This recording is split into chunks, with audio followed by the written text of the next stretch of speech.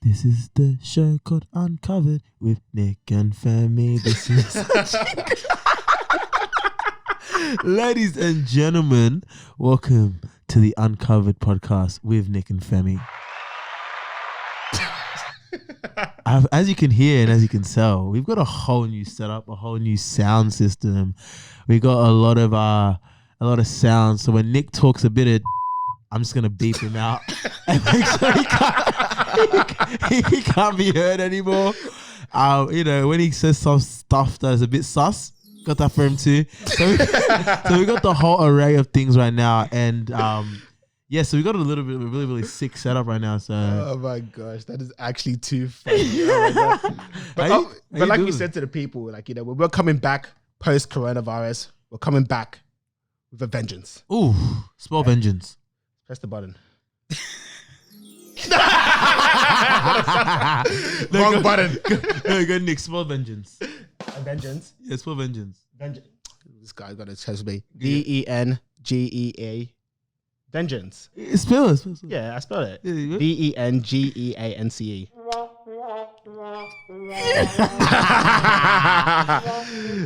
You tried. Look, but do you understand? That is really great for some challenges. Right. Yeah. There's some lit stuff here. All right, so anyway, Nick, how you going, bro? Before we go straight into it, how you been, bro? It's been a long time since I've seen you in the flesh. I know. No, I'm doing well, man. I'm just happy to be here. I'm happy to, be in your presence, Femi, because it's been such a long time since I've just felt your aura and stuff. So honestly, bro, I wish I could say I missed you, but you did. It's been a good 3 months, bro. The way you were buzzing my phone during this coronavirus was crazy. It's crazy. But look, fortunately for everybody here, this episode isn't about Nick.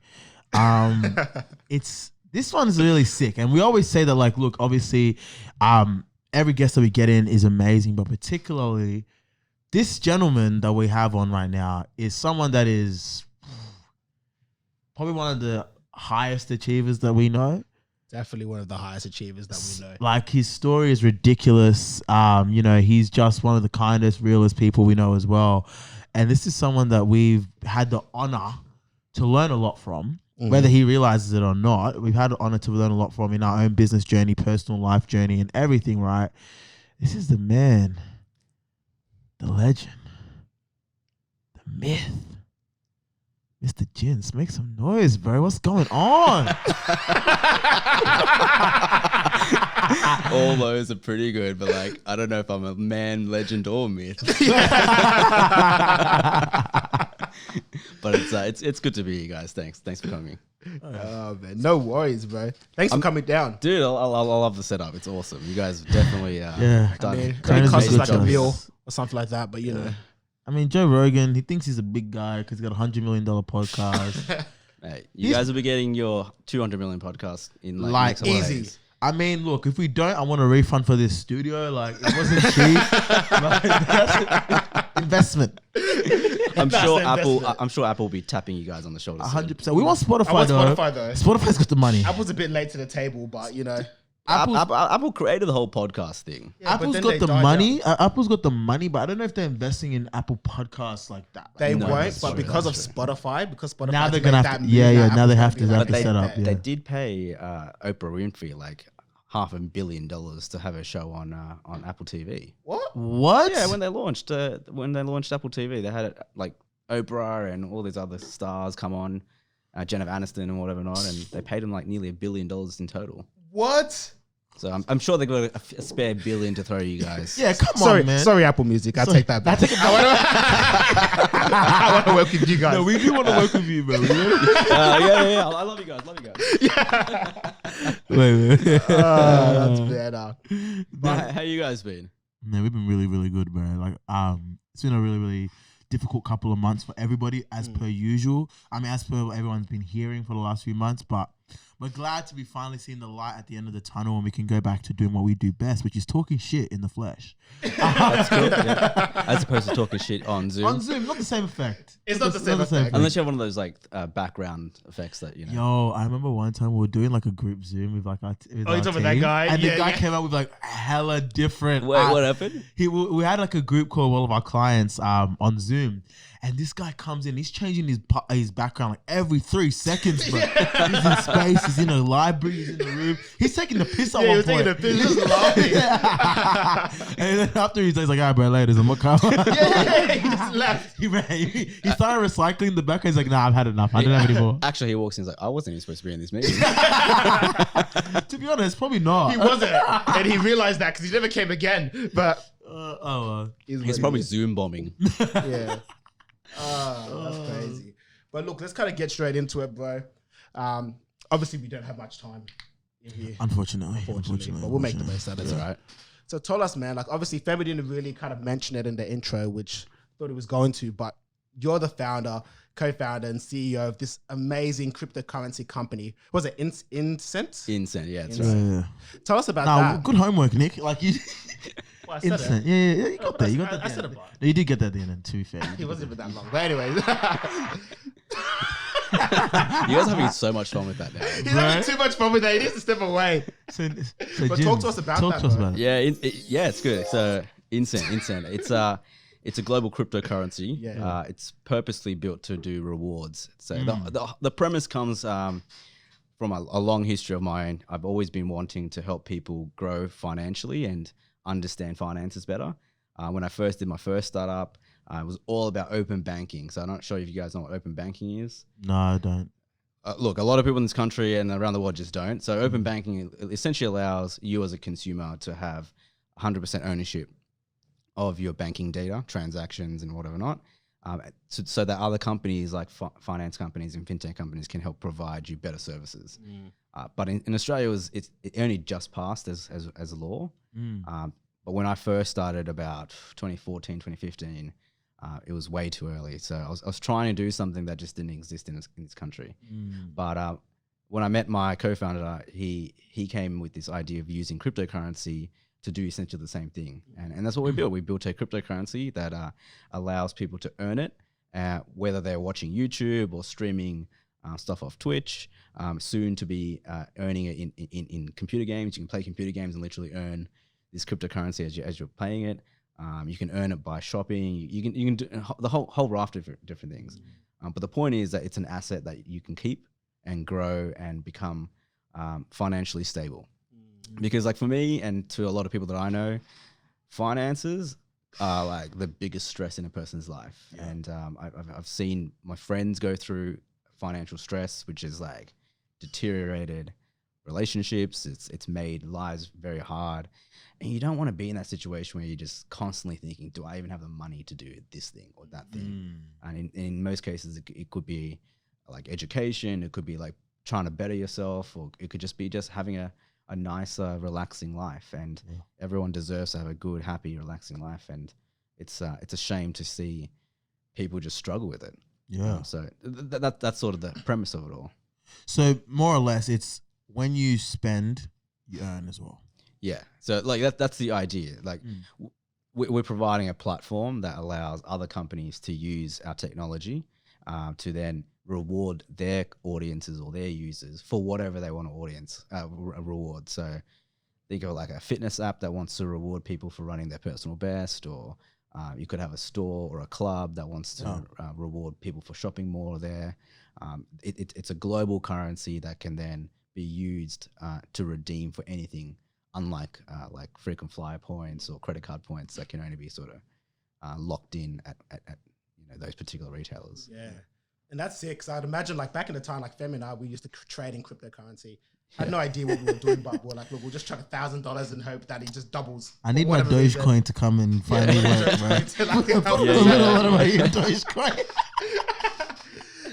So I'd imagine, but I also know that during that time that a lot of people were quite like skeptical about, cryptocurrency. They're like, oh, how's this going to work? Banks aren't going to improve it, things like that. Yeah. And obviously from your side, being an entrepreneur, trying to do this startup in this field, introduce something new to Australia, how did you kind of deal with that pressure, even that backlash that, when you go to like investors or go to pitch it to other people, they're like, nah, this is not going to work, or I don't think about cryptocurrency, all those kind of things. Yeah, look, it's funny, right? So when I first met my co-founder, I actually did not believe in cryptocurrency either. Oh wow. what? So I was just like, I don't know, man. This looks like a Ponzi scheme. If it sounds fake, but once I started understanding the mechanics of how it works and the benefits. So if you think about it, like a point system, like a frequent flyer point system. Let's just take Qantas for example. Qantas would define the value of the point. They would define how old or how the expiry date of the point. They'll tell you exactly how you can use it and how you can't use it. And they can revoke it from you if they wanted to.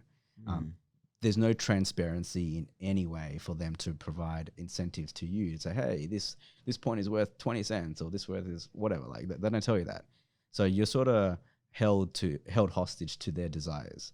Whereas a cryptocurrency, the biggest benefit is once it's out and available in the market, which in our case, our cryptocurrency is, we don't own the cryptocurrency. We buy it freely off the market, and there's a live price that anyone can Google. You can literally type in Incent price in Google and it'll tell you the price real time. And you have complete control over it. So once it's yours, it's yours. Oh. And if you don't want to use it on our platform, that's cool. You can take it off the platform, do whatever you want. You can exchange it for Bitcoin or you can exchange it for Australian dollars or US dollars. It gives you as a consumer freedom. And so trying to understand that once I understood that like huge difference between like current sort of point loyalty systems and today, what we're trying to do, I was like, yeah, this is hugely beneficial for the everyday person because in that way you can like it was funny because I remember I went to the United States and I went to Calvin Klein and I bought a ton of stuff from there and I earned some Calvin Klein points. And then came back to Australia and I said, hey, I've got some Calvin Klein points that I earned from your store in the US. And they're like, no, we're two different stores. Like, but you're Calvin Klein. Like, like, exactly. I from me, my perception is as a consumer that Calvin Klein in the US and Calvin Klein in Australia are exactly the same. Exactly Right, same brand. So same if I'm buying stuff over there, then I'm technically loyal to your brand. Yeah. But you're not accepting my American points because for whatever reason. Whereas with a cryptocurrency, it's global by nature. There's no boundaries defined by geography. It's the world is the world. Yeah. So if you earn it in one part of the world, you can spend it and use it in the other part of the world without any issues. Yeah. So that benefit is huge. And like as a global citizen that we are, like, you know, we jump around from country to country. We travel a lot now. We like Zoom and all these online services makes it easier for us to now talk and buy stuff. Why is geographical boundaries now keeping us sort of contained in how we want to spend our money or like earn our money or earn our loyalty? Like if you buy Nike, are you saying you're only loyal to Nike America? It's like you're loyal to, you might be loyal to Nike just generally, right? Yeah, exactly. And the principles that it applies to. So it then shifts businesses' focus from a geography-based thing to a values-based and product and service-based outcome. So you know, if I take Nike, you buy into their lifestyle. You're not buying into being an American. You're buying into being a lifestyle, which is I want to be the best. I want to be at the peak of my existence. I want to push myself. Like that's their messaging, right? And even recently, like the equality messaging, like that's their values. So you're aligning to company brand values, and you have to, as a consumer, have the choice. Exactly. So when you understood that and you started to believe in that, when you try to state that to other people, what was their kind of opinion on that? Well, that's the thing. Like, if a lot of people agree, right? Yeah. So a lot of people are like, yeah, this is great, and it's actually surprising to a lot of people to know that the status quo of how businesses work with regards to loyalty and reward systems doesn't meet your expectations to what they should be doing. So it's insane that even only up until 5 years ago that when you bought like a gift card, it had expiry dates and stuff on there. It's like, I'm spending my money on you so that I could like buy a gift card that could be then used for a future date purpose. How could my money have an expiry on it? You know, like it's nuts. So I think what's happening is there's a realization that brands are no longer isolated to one little area in the world. They're global, like from day one. Like you guys you guys are a brand yourself. Like you guys may have listeners all over the world, right? And the issues and the discussions and topics you guys talk about aren't relevant to just like people in Australia or people in Sydney. Exactly. They're relevant to everyone in the world. So you're getting loyalty from all over. So all of a sudden, you got to start thinking like that as well. Mm. So I want to take a step back because I understand what you're saying, but you mentioned something that was really interesting to me. So you've been doing in business and startups for a long time. Yeah. Obviously, incredibly taxing. Do you Oh, know yeah. what I mean? Yeah. Oh, yeah. Right? And we've been in business for a couple of years, but nowhere near as long as you. Yeah. So I'm really interested to know what's your actual, first of all, what's your business journey? And then I want to touch on just one learning to start off, and then we'll go from there if that's okay. Yeah, man. Look, I think that's a good one. So I think the biggest thing that I've learned is that running a business is like having a career compressed, like having a 20-year career compressed down into the period that you're doing a business. So like for me, 7 years so far, 7-8 years now. I've genuinely felt like I've done 30 years worth of work. Yeah.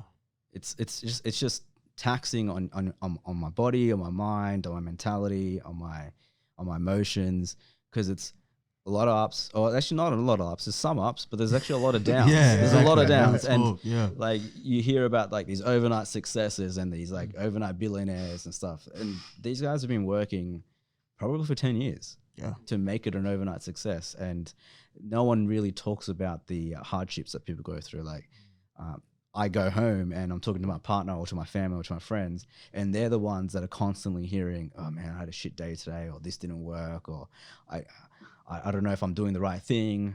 And you start creating this like doubt in your head that, oh shit, am I doing this for the right reasons? Or what does success look like?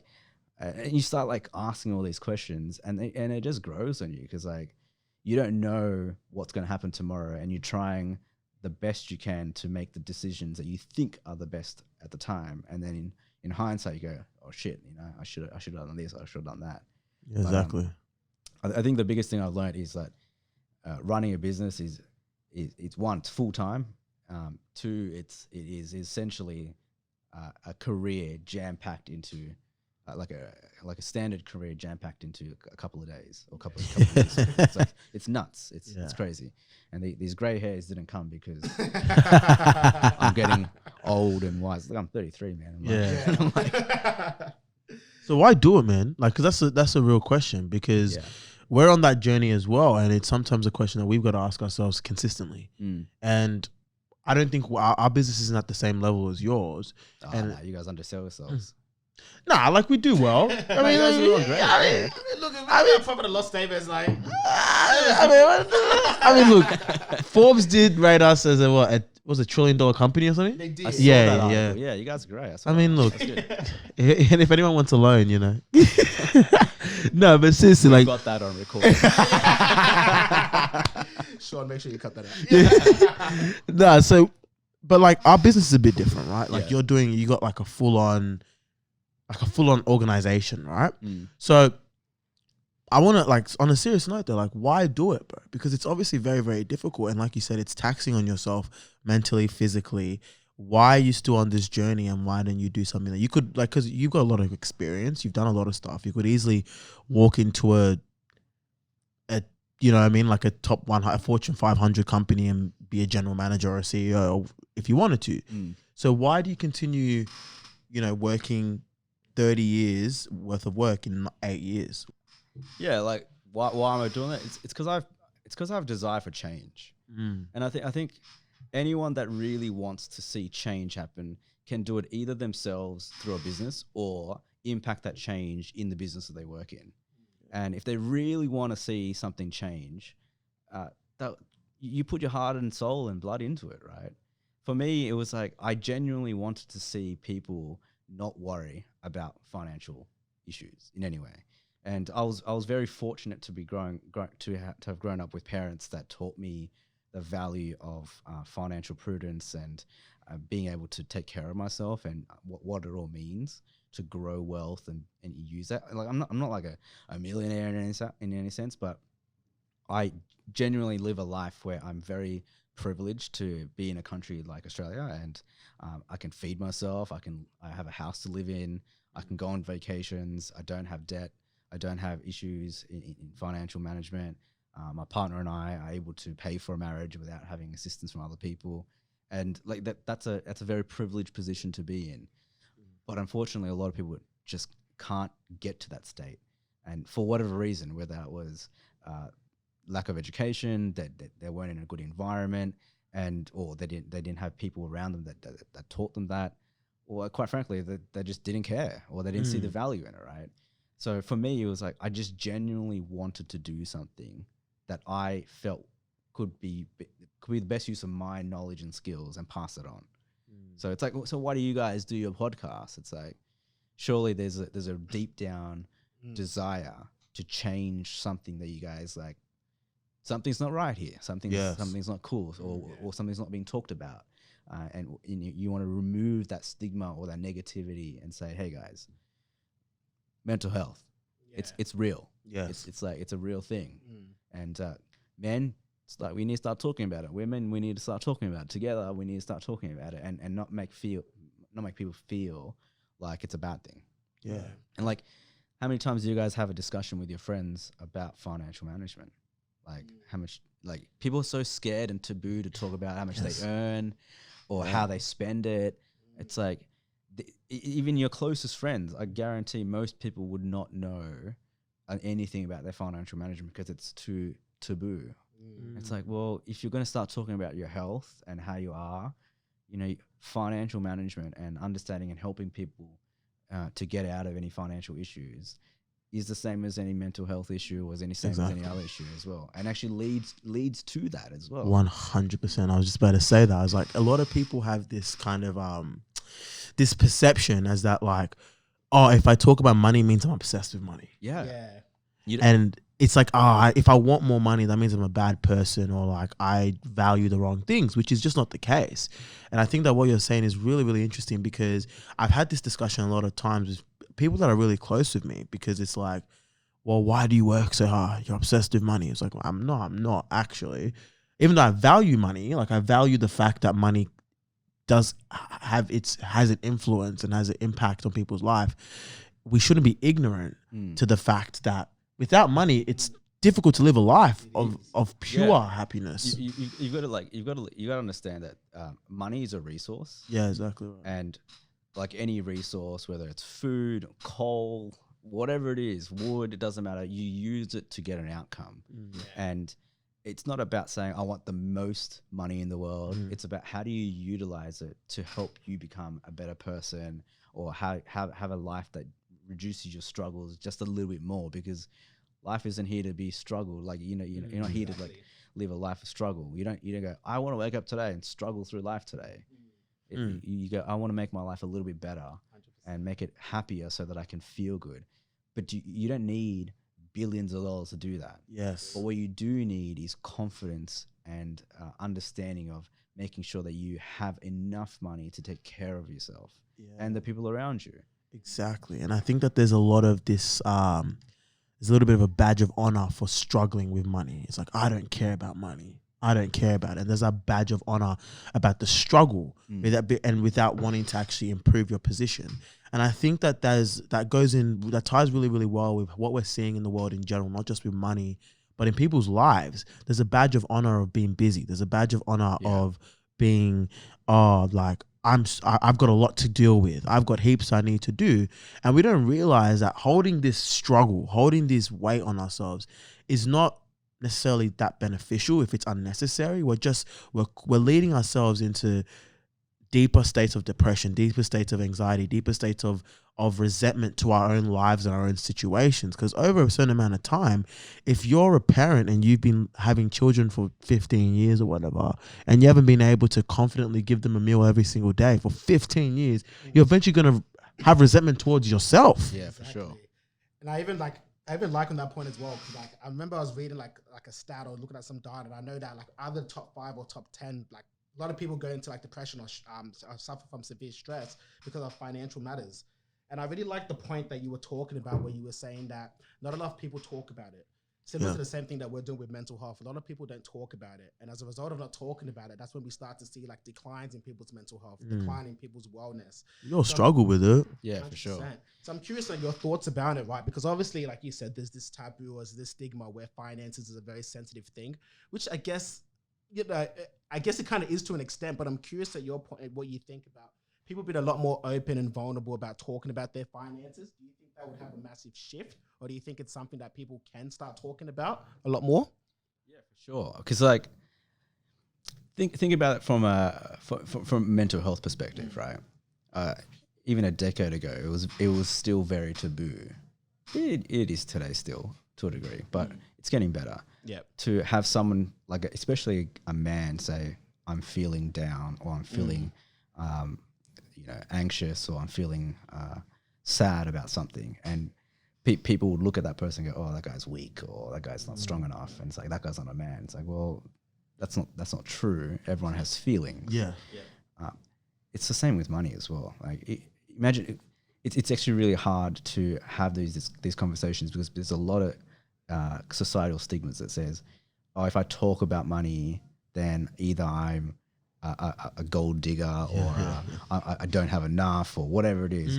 But it's not about talking about how much you have. It's like saying, well, what processes and things do you put in place? What's your mentality and relationship with money to be able to help grow yourself and the family? So like when I'm at my partner, between us, one of the first things we started discussing, apart from all the other awesome things about life, was, well, how do you manage money, right? So like in my family, for example, we come from India and from a village, and money and actually anything is seen as a community asset. It's like, if you earn something, you're actually earning for the family. So my relationship to money was, well, it's not I'm earning it for me. I'm earning it for the benefit of my family, my mom and dad and my brother and myself, and together we're using it to grow ourselves. So then when I started talking to my partner about it, it was a bit foreign to her. She was like, "Oh, that's not how I was raised." I was like, "Money is like a thing that I just earn. It's just for me," and blah blah blah.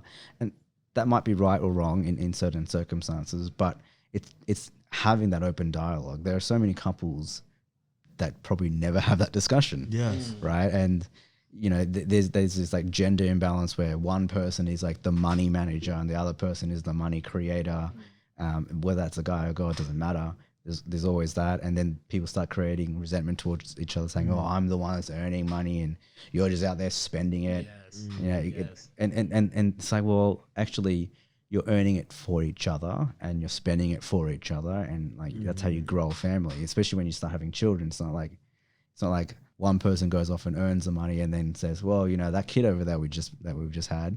Yeah. He's now consuming all of our money. It's like, well, you guys made the choice to have a child, right? Or no, whatever. But like, I think it really comes to having the strength to say to whoever it is, "Hey, how are you going with your finances? How do you manage? Do you save? How do you save? Like, what do you save for? Or like, do you have any money put away?"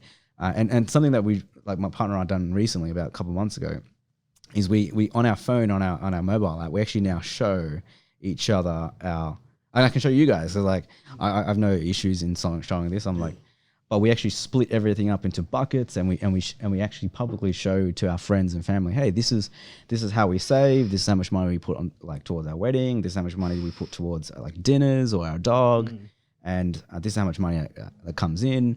And I split it like this, because just like anything, once you start talking about it and being comfortable talking about it, you remove the fear of saying, "Oh shit, that guy's going to think bad if I don't earn enough." Yeah. But then you never look at your friends and go, "Oh, I earn more than him," or "I don't earn enough compared to that person, so I must be a less human being." It's like, no, like that's not the case. Like, exactly. Money is not the definition of who you are. It's how you act and how you behave that defines who you are. And money is just a resource, just like any other resource in this world. Yeah, like time. It's like time. Like that's why we always try to, I guess, like whenever we talk to our clients or even talk to ourselves, we try to like put money on the same level or the same pedestal as time. In my opinion, time is way more valuable than money. Time is the only resource you can't get back. Honestly, and that's the thing. But like, people don't value time the way they value money. But it's like, it's the easiest comparison. But like, I think that people just have this over glorified perception of money and finances. That's why there's a taboo on it, because it's like, oh, can't talk about that sacred cup on the altar because it's, you know, it's so important. But in reality, like you said, money is nothing more than a resource. You exchange your time, or you exchange your time or your service or your product, whatever, for money to be able to buy shit that you want or do things that you want. Like if you've got like this obsession with it, that's a different issue. Very different issue. But if it's just wanting to have more so you can do more, like we need to start talking about that 100%, because we're seeing a lot of people, like even in our hospital, a lot of people are literally driving themselves into insanity because of finances, because they're, you know, 5K in debt and didn't tell anyone, and now they're overwhelmed by it, and now they're in big trouble with it. Now they're thinking there's no way out. They're suicidal. They want to kill themselves. Yeah. And that's the like the harsh reality of things, right? It's when people think that this is their problem and that there's no solution. And when you're drowning in anxiety, and when you're drowning in depression, or when you're drowning in like these issues, and it's surrounded by money, it's like you're the only one you can talk to yourself. But that's wrong. It's like you've got your friends there, and your friends are not, if they're really your friends and your family, and they're not going to judge you for making a decision that's happened in the past that may have led to like a couple of $1,000s in debt. Yeah. They would look at that and go, look, how can we help you get out of that? And that's not like throwing money back at them. It's like saying, here's another loan for another $5,000. It's like, okay, let's put in practices and let's change your relationship with money so that this doesn't happen again. It's not about like going off and getting another $5,000 loan to go pay a gambling debt or whatever it is. It's like saying, well, what are you doing in your lifestyle to actually put you into that situation in the first place? Like, if you want to go, you know, race cars all day, that's cool. That's cool. And if you can afford it, that's cool. But if you can't afford it, then and you're starting to like spend money on that, and that's the only thing you're doing, and then now it's taking money out of your family life or your work or whatever it is. That's a problem, and it's when people don't understand that there's actually people in your own circle that can help you directly. That's when it becomes a mental health issue as well. Yeah, and just quickly, we'll go a bit deeper. I just want to touch on something that's really interesting that you said. It's like people need to understand what it means to actually be able to afford something. Yeah. Just because you have the money to pay for it does not mean that you can afford it. Yeah, for sure. And that's what I see all the time. Like you see so many people that have $1,000 in their bank account and shoes are $997 and they'll buy it because they have enough money and they think that, oh, I can afford it. That's not the same thing at all. And I just wanted to say that because I see it so many times and it pisses me off. You know what I mean? Like, So this is the thing. So like when I showed you this, so this is actually a friend of mine. His name's Stacey, and he runs a company called Pova, and he has the same values that I have, which is how do I improve my relationship with money? Yeah. And it all comes down to understanding what you want. So it's like, I love coffee. I love coffee every single day. And some people are like, oh, just drop your coffee and then you save $5 a day. It's like, well, I don't want to lose my coffee because I like my coffee. Yeah. So it's like, well, can I afford to have coffee, but do I need to have 2 bottles of wine every week? Yeah. Well, I don't like wine that much. So maybe I'll just cut back on wine once a week and then I can afford my coffee for the rest of the week. Yeah. 100%. So when you see my bank setup, it's very clear cut. It's like coffee budget, my food budget, my going out budget, my nice eating budget, my holiday budget, my Romeo dog budget, like my clothing budget. So I don't feel guilty. Actually, it was funny when it was my birthday 2 weeks ago. And happy birthday, man. Thanks, mate. Happy birthday, bro. 33 now. But on that day, my partner, we were just walking through the Surrey Hills, and then we saw this beautiful outfit, and I was like, oh yeah, you should get it because like I've got budget in my account that can account for that. And in 2 seconds, we both are like, that's awesome. Like we're not feeling guilty. There's no taboo. It's like, it's not a question of can we even afford this? It's like, well, I've budgeted it. Yeah. Over the last couple of months, I put a couple of dollars away or whatever it is that I've done. and I can now make a completely guilt-free purchase, and it's now providing something that my partner wanted. Yeah. Is that just on your app? You just created different accounts? So I'm not advocating, but like people think that I work for these guys. I don't work for Macquarie Bank, but I love Macquarie Bank, mainly because their app is awesome. It allows you to open up multiple accounts. It's completely free. There's no monthly fees or anything like that. Oh, but good. the cool thing is it's you can split money in different ways. It's such an awesome bank for that. Like they're not traditionally like a consumer retail bank, but they're really pushing towards that. And you know, I would advocate for them right now because what they provide is a pretty awesome solution. Yeah. But yeah, I don't work for them. Make that very clear. Yeah, the interest rates aren't great. Thanks for my car loan, Macquarie Leasing. But you raised such a good point when you were talking about like when people tend to look at like their finances, going back to what Ben was talking about, like the first things that people want to cut out are things that they actually love and enjoy doing, but it costs a lot to actually live that life. And I think you raised a good point where you mentioned about the coffee. You're like, well, yes, I know I can drop my coffee. Maybe it's $5 a day over the course of the week. It's like what? $35 over the week. But it's like, but I love that. Like that allows me to then be able to function in other areas of my life. It allows me to do this. It allows me to do that. So I think that it's like, it's not really about kind of like that need versus want kind of thing, but it's like when you're spending your money, you kind of want to think about what does it actually bring to me? It's not about much that transaction on its own entirely, but it's like, what else does it do? That's right. If it doesn't do anything else, like if you're literally just buying it and it's just like whatever, you just stick it there, it means nothing to you, then maybe that's another conversation that you might want to start having with yourself when it comes to looking at that holistic financial well-being. But I think that's a really, really good point that you spoke about. Like, what does it actually do for me, and how do I actually value from this transaction? I use a term now, conscious spending. Yeah. So what I mean by that, it's like, it's sort of what you said. It's like, am I buying something with a conscious mindset? You get fallen into the trap of just sort of impulse buying stuff wherever you go, right? It could be online, it could be at the shop or whatever. And then you just accumulate this stuff at home. And you're like, what is this? And some people just get adrenaline of just buying stuff. Literally. That is in itself, it's like, well, okay, let's assess that on a deeper level sort of thing. But I really push to myself, my partner, and my friends, consciously buy something. Like understand what you're buying, why you're buying it. Is it for a one-off situation? Is it for like a longer term purpose? Does it give you other benefits that are not residual in the physical tangible thing like coffee? Like coffee for me, I go to the coffee shop and I sit at the coffee shop and I chat to the barista. I chat to the people in my local area. So I'm developing relationships as a result of people with people around me. Like for $5, that's pretty good. That's dollars well spent for me, to be quite frank. Would I go sit at a pub and do that?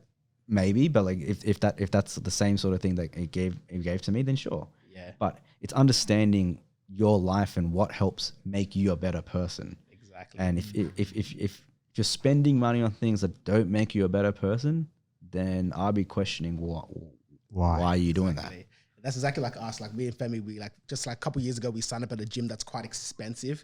That really kind of offers the exact same thing that you could do at a much cheaper gym. But it's like, what does it bring to us? It brings us happiness. I feel like I can actually, socialize, build relationships, and it just puts me in that state of just being like, oh, like I'm free from all the stresses that are happening in the world. Like this is my place to really just relax and time to myself.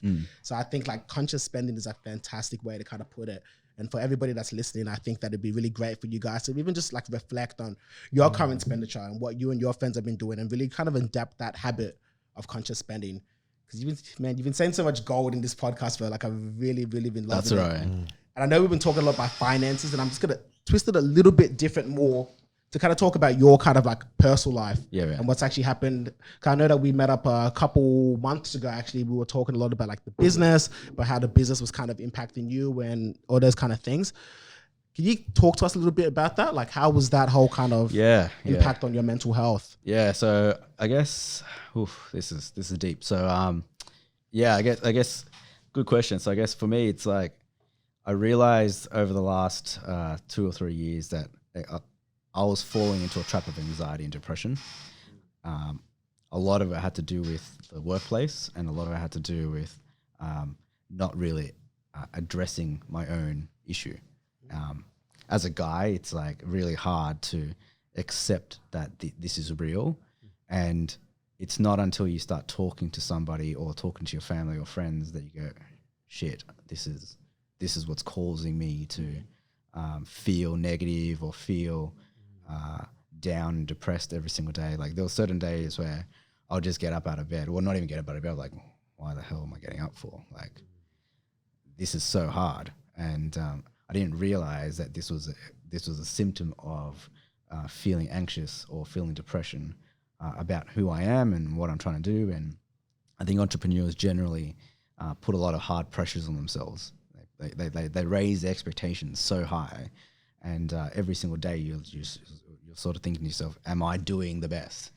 And then you just start realizing after like a lot of therapy and a lot of counseling, a lot of talking to friends that I'm doing the best I can. And like whether or not I achieve it or not doesn't mean that I'm unsuccessful or I'm successful or not. Actually, it was really interesting. I was talking to a mentor, and I think a side note, I think it's very important that anybody, irrespective if you're an entrepreneur or not, have a mentor that isn't working with you. Yes. And I'm very fortunate to have a few that are both older and my age and younger than me. And they always provide me excellent guidance. And I think for me, what I value in a mentor is that a mentor is a person that doesn't tell you what you should do. They ask you the questions of why you feel like that or why you made a decision. So then it turns everything back onto myself. So my mentor doesn't go, hey, Jins, you should go do this. It's more like, okay, why did you do that? What made you think you needed to go down path A rather than path B? Or what makes you feel like this since this has now happened? Or whatever the situation is. That is what I think a good mentor does. They're not telling you what to do. They're just essentially rephrasing the question and asking you, what do you think? Because it's very hard for you as an individual to just ask yourself that. And sometimes you just need someone else to ask you. So I was talking to my mentor and I asked him, he's like 65, 70 or something. He's CEO, retired now. But I said to him, how do you know you've lived a life of success or not? And he said, well, how do you define success? And it just stumped me because I was like, holy shit. Yeah, like, how do I define success? Is it that I've grown a company? Is it that I'm now like, is it my company's like worth billions of dollars? Or is it like, well, what's the measure? And then I didn't have an answer for him on the day. But a few days ago, I sent him a message back and I said, success for me is being able to wake up every morning feeling good. And that's it, like that feeling good, waking up and feeling good. And if I can achieve that, then I'm happy and I'm successful. And it's not about if I have tons of money. It's not about if I'm driving an amazing car or wearing some cool clothes or even having a big business. It's like, can I wake up wherever I am in the world and go, this is a pretty freaking awesome day today. Like today is going to be great. And I can tell you that for the last couple of weeks, it's been up and down, but definitely in the last 2 or 3 days, I've started to really realize that I live a great life and I'm very fortunate. I'm very happy because I have friends and family and people that are supportive and caring. And that's my biggest like learning, and I'm still learning, but like that's the biggest thing I've started to really understand. I love that, man. That's such a great answer. And I think like the gratitude element and the way you've kind of defined success is like a lot of people don't really look at it that way. Or even for me personally, when I kind of started getting into this journey, success for me was defined as, I got to have all this money or this wealth. I got to be seen on all the big screens. And I kind of try to show up in my life. It's like, well, I have to kind of perceive myself as this kind of person. And like you said, I wasn't really happy. I wasn't feeling too good about myself.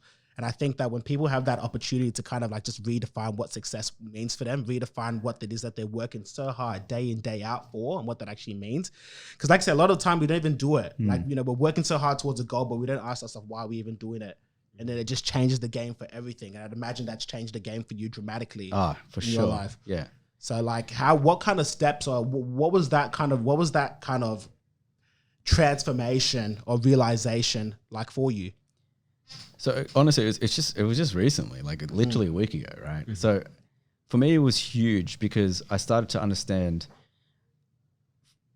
well, my purpose is more like my purpose. It's like that's a big loaded word as well. But like me getting up every day and wanting to even get out of bed is because I want to feel good and I want to feel happy. Yeah. And happiness to me comes in so many different ways. It's like just waking up next to my partner, walking the dog, having a cup of tea, sitting down and seeing the sunrise. It's like those are the small things. Being able to solve a problem, whether it be a work problem or like a small little thing that I'm working on or a little project that I'm working on.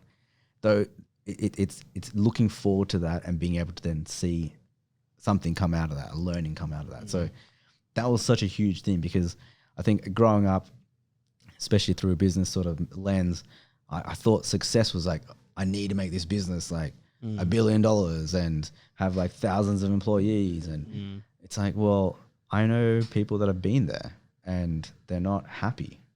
So is that successful for them or not? It's like, you can't die with your money. You can't like take that cash and the cars and the houses with you. So you sort of like die sort of feeling with the last feelings that you have, like whether that's like a long history of I've made my life great, I've made people around me feel good. That's the sort of the memories you want to have. And I don't want to like wake up tomorrow and go, all right, well, my business is not $1 billion, so now I'm a failure. It's like, well, that's not the case. Exactly. Like, I've learned so much. I've given people some employment. I've helped people learn and become better in skill sets. I come home and I'm learning more about my personal life and how that impacts my work and all that type of stuff. And I'm now learning. I've kicked off a health journey. I'm trying to really understand what health really means to me. Like, how does good food and exercise and mental health and all that, how does that all gel together? Because I don't know, I'm not a health professional. And I want to learn that. So I'm now invigorated by learning what happiness is. And for me, it's like waking up knowing that I get to learn something every day, and that makes me happy every single day. So that makes me successful. Yeah. So how do you find the balance, bro? Because I think that like that's amazing, and I think that that's just so very, very difficult to achieve. So like, how do you find the balance? Or, you know, if it's only been a couple of days, what's your plan to be able to find the balance, to be able to be like, okay, well, you know what I mean, we want to be super happy, which is an amazing goal, but like, how does that actually, like, what's the reality of that? Honestly, I don't know. Yeah. And like, you know, people that are listening, they'll be like, oh man, I really wanted an answer right now. It's like, yeah. Well, it's I don't know. Like, all I know is it's sort of like conscious buying or conscious spending. It's like, I'm trying to be more conscious of what I am doing. So even coming here, it's like, I'm having a chat with you guys because I get to share consciously my thoughts. I get to I'm building a deep connection with you guys because I'm sharing and being vulnerable to you. You're now learning more. Your audience is learning more. So like that makes me feel great. It makes me feel good. It makes me feel like I'm passing knowledge to you guys. So I guess maybe it's just like learning. It's just like, I guess it's I don't know. I don't know what the actual action plan is, to be honest, but I think it's around just being more conscious and present. Actually, no, I think I know what it is. So, I don't know. Most people been watching the Michael Jordan documentaries and stuff. Yeah. And I think one thing really hit me hard was that there was a quote someone said in there that Jordan, no matter what he's doing, he's always in the present. Yeah. So he's always conscious of whatever he's doing. Like, he's not thinking about the future. He's not like worrying about the past. He's like, okay, I'm here. I might be in a hospital helping make a kid feel good, or I might be training on a basketball. I might be like, you know, sticking it into one of my teammates to work harder. I might be on the court. I'm like about to take a free throw, but whatever it is, it's like he's there. Yeah. Right. And like, I can admit that I've never been really good at just being present. Yeah. And I think that was the biggest thing that struck me. I was like, holy shit, he's great, not because of just of his pure athleticism and stuff like that, but like, he's in the moment. Yeah. And he's always taking that, and he's not worrying about the future, and he's not worrying about the past. It's like, how do I affect the now? And that's something I know I don't do, and I really need to do that. And that's like, even now being here, like I've like disconnected from everything else around me, and it's like I'm giving you guys my undivided attention and like trying to really process everything in the now. It's like being a dog, right? Dogs. If you think about it, like dogs are like always in the now. Yeah. They never think about the future. They're never really worrying about what happened in the past. They're just like, I'm happy now. Yeah. Like, if we're gonna go for a walk, it's like, hell yeah, I'm going for a freaking walk right now. It's like the park's awesome. Yeah. That's so serious, like so true. And I think that people have this perception of like, because even myself, I can only speak for myself. And when I've been trying to be present, sometimes I feel like, I can't be that present because I feel silly ignoring the past and not planning for the future. I feel like, I need to kind of have, because obviously the past is a historian, which obviously impacts the way that we interact. And obviously the future allows us to, in the present, we need to plan for the future because we're doing stuff for the future most of the time. So it's like when I've been trying to be present, I have these thoughts going through my mind constantly. And I think that like that's something I'm still trying to perfect in terms of presence, because I'm like, just like you, just like everybody here, is I'm a big thinker. And big thinkers are often analyzing, and which often goes into, analyzing the past, but also thinking about future pacing. So it's something that I've really, really, really struggled with. And I'll be just wanting to, soundboard and bounce off ideas on you. Like, how do you think that we can be more present? Because I think presence is something that is an amazing word, an amazing thing to do.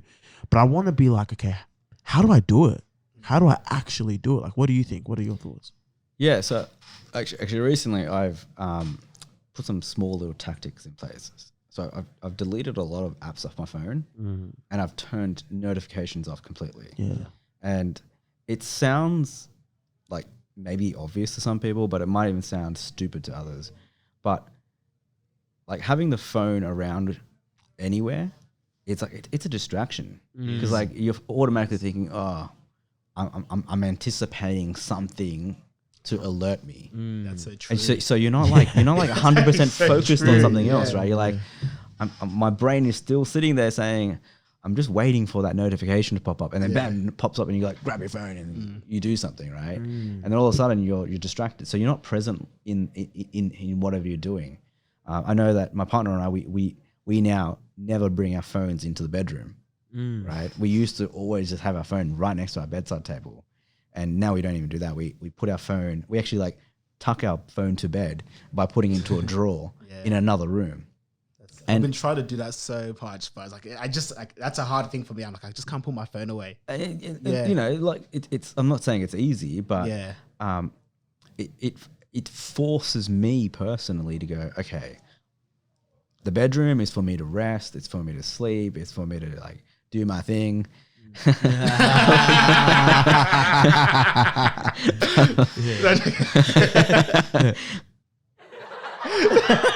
Good.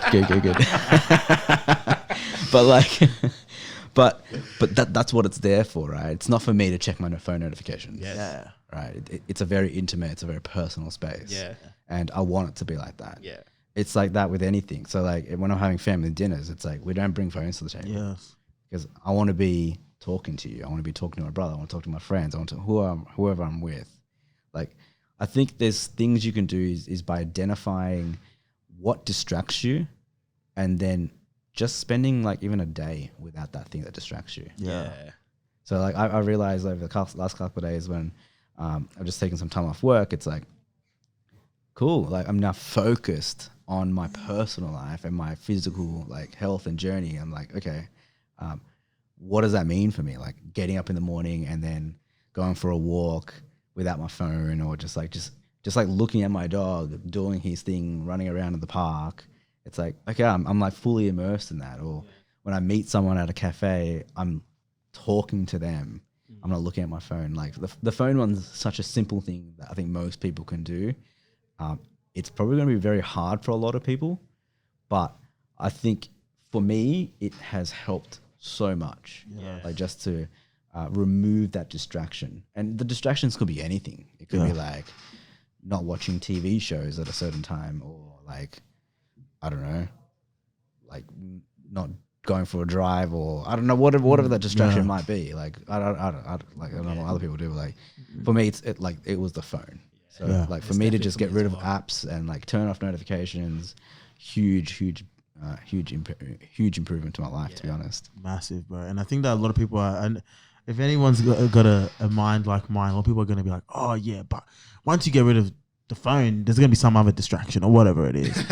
And I think that that's true, but I think that the thing about the difference in this purpose is what you said in this process, what you said in terms of consciousness. Yeah, for sure. You've got to make a conscious effort that you're trying to be present. Yeah. Otherwise, hell yeah, you're gonna tell your phone, you're gonna distract by keys. Yeah. You're gonna get distracted by whatever. But if you're saying that, look, I'm making the steps to consciously eradicate distractions with a purpose to be more present, it's a much more robust toolkit in the way you're going to be able to approach your life in a distraction-free manner. And I think that, like, as you were talking, I was thinking, I was like, yeah, that's so true. That's so true. That's so true. And I think a really, really good way that people could achieve their goals of being more present is setting that, like, a conscious action plan for 60 days. 60 days is the time estimated to be able to cultivate a habit. And I think that if you take away all of this, you identify your key distractions and then you put a conscious effort for 60 days, I think that could be very, very beneficial for people in order to be able to see themselves being more present, because, man, presence it's huge. It's something that I've been game changer for ages. And I really like the idea of like a 60-day action plan, because I think that, like, when people, like, even though, like, we're not trying to, like, make this tangible, but I think that people want to feel like they're working towards something, and that's the only time that they're going to be able to actually fully see it through. Yeah. And one of the big things that I've been trying to do that's really been helping me, just as we've been soundboarding, is just the simple act of just slowing down. Because I think that a lot of the times we're just always go, go, go, go, go. Even when I'm like, wake up, it's like first thing you do is like get up and do something. But I'm just really been trying to take that time just to, like, just slow down for a little bit. Like, take that additional second. Even, like, I've been meditating now, and as part of meditation, just to allow me a bit more, like, relaxed, a bit more conscious of my thinking. And even once I get out of that state of being, straight away I'm like, all right, let's go again. But it's like, well, like, take a second, like, slow down. You've just done this, like, integrate for, like, at least another, like, 3-4 minutes before you start your day. Yeah. Same thing with eating. I've noticed that when I'm eating, I'm just trying to rush through it quickly so I can move on. But it's like, you're not able to enjoy it anymore. Yeah. Just slow down. You know what I mean? That's funny. So it's like my first manager that I've ever worked for, this is like 14 years ago. He told me, because every time he asked me a question, I'd just, like, jump at trying to answer it. And I found out that I was just saying words, just like random words, because I was just trying to look good. Yeah. And then he said, Jins, before you answer anything, just literally take 5 seconds to pause before you answer it. And at first it sounds like forever. Yeah. Like 5 seconds in your head's like, holy shit, this is so awkward. Yeah. but it genuinely gives you the time you need to just collectively think about, okay, how should I answer this properly? And just slowly slowly talk through the answer or whatever the response is. And that particular sort of advice has stuck in my head even to this day, like 14 years ago. And it's still one of the most beneficial pieces of advice I've ever had. Yes. And I think that, like, that was me, sorry. Oh, yeah. Anyway, it doesn't matter. No, but I think that, like, that's something that I've been really, really trying to force myself to, well, not force, I'm trying to really consciously initiate or have in my life, is that whole slowing down.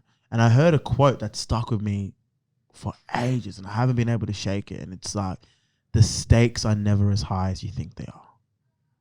Which means that basically in life, we think that all of our decisions, we need to go so fast, we need to do so much, we have to accomplish so much because we think the stakes are so grave. But in reality, they're usually not. If it's not necessarily about your health or whatever like that, then the stakes are really not that high. Do you need to quickly scoff down your food and smash it all out? Probably not, no. Do you need to rush in a conversation? If you do take 5 seconds and that person thinks it's awkward, are they going to kill you? You know what I mean? Like, are they going to, exactly. Like, we have it in this, this perception in our heads that it's just such a, like, like everything is such a big deal, but in reality, it's actually not, man. And I think that like I've been really practicing giving myself the space and the grace to be able to just realize that like it's not that deep. I can make mistakes. And I can do what I kind of want to do in my life, and I can have that space to be able to just take the time and say no to stuff. And really, because there was a long time when I was never saying no, and which is a big problem for entrepreneurs and people that are just generally trying to do better in life. You say yes to everything, but like I realized that like saying no is not going to derail my journey, even if it does. If it takes extra year, is that big of a deal? No. So something that like I really wanted to share with people is that like in life, most of the time, the stakes are never as high as we think they are. I love that, man. Yeah, this comes back to like everyone's personal definition of success. Yeah. Right. So like as entrepreneurs, everyone wants like it's actually the same. So like everyone wants the best for their company or the best for their thing or best outcome or maybe in grow some money or whatever not. But like, what does real success really mean to you? Like if you start a company and it failed, is that like failed as in like it didn't get to where it needed to go? Is that unsuccessful? Well, it's not, because like I've personally learned a lot of things. Like I'll be 3 years better than I was 3 years ago. Yeah. Right. I've gone through. I've learned what not to do. I've learned what to do. I've learned new skills. Yeah, in hindsight, that's pretty successful. I've personally grown as a human being and as an employer or as an entrepreneur, and that's amazing. Yeah, 100%. This was so awesome, man. I really, really enjoyed this podcast, this episode. Yeah. So much wisdom, man. Like, I don't know if you know it, but like, you shared so much. Like me personally, I've actually learned so much. And like, if you notice, we didn't, no preparation. We literally just came here, just like, look, let's just have a chat. Yeah. And just genuine curiosity, man. And so much learnings that I'm actually going to be applying to my life. And I'm sure a lot of the listeners will as well. That will really make a big difference in their life. Well, for me, it's like I learn every single day. So even coming here and chatting, it's like, how do I talk about things? And I think it's totally okay to be vulnerable and talk about things that that people don't normally talk about, like money, growth, talking about feelings, anxiety, depression. Like these aren't things that you just strike up a conversation at a bar and say, hey, what's up? Yeah, you know what? I've been suffering anxiety today. Yeah. It's like, we don't say that. And it was actually funny. I saw a really good picture that a friend posted on Instagram the other day. It was like, instead of saying, hey, how's it going? Start asking other questions like, what's in your head today? Like, well, did you have any problems that you couldn't solve today? Or like ask them something like a second level deeper question. Yeah. And it's amazing how the responses people would provide you. Because like, if I said to you like at the start of this thing, what's been in your head, man? Like, what's on your mind? What's on your mind? It's been so much. Yeah, and then like, that relationship grows straight away. Like you've now got this stronger bond, and that bond might only be for a couple of years or whatever. But like, you've got that connection. I love that. That's so true. I think that's something that even it's so funny that you said that, because I was watching this interview. I can't remember who it was with, but it was like this. I don't know, like what's his name? Anyway, some like CEO, something I was watching, right? And then somebody asked him, "What's on your mind?" And he's this big successful guy, and it stopped him in his tracks. And he's like, "What is on my mind?" And it's like so many people come into like ask us like bullshit questions, more or less, that don't get us thinking.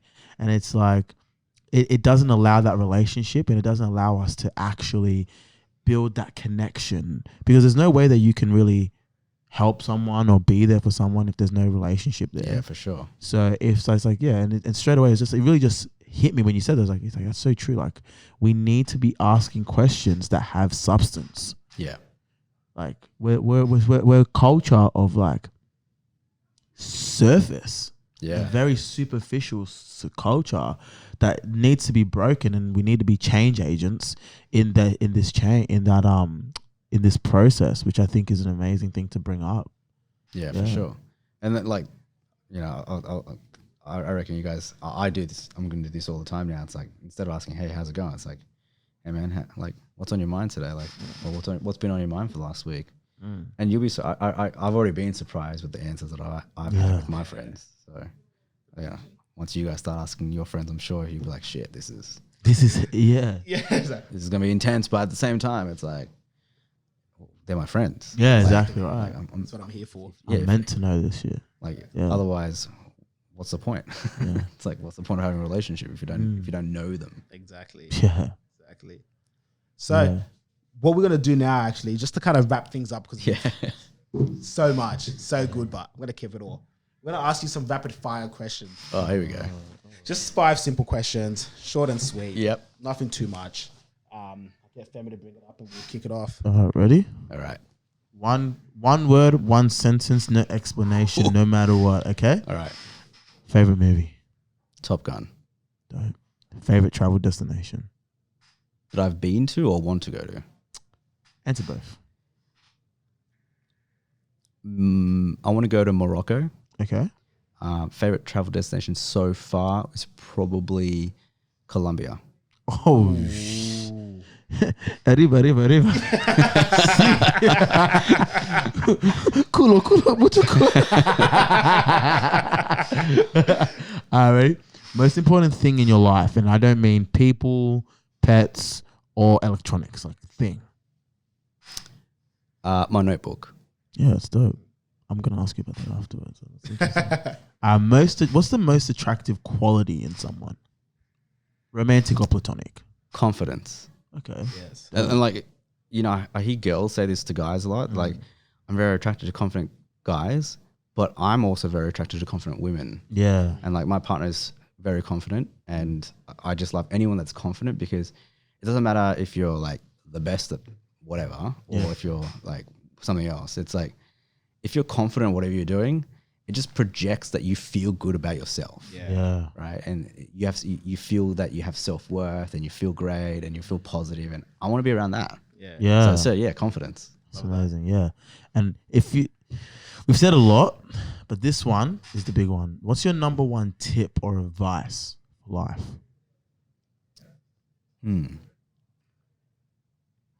I'll probably say,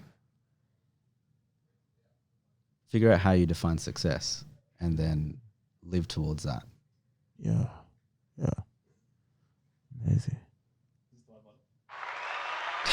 You're always killing my shine. I almost slipped it up, man. Yeah, no, Go ahead. Could have been very awkward.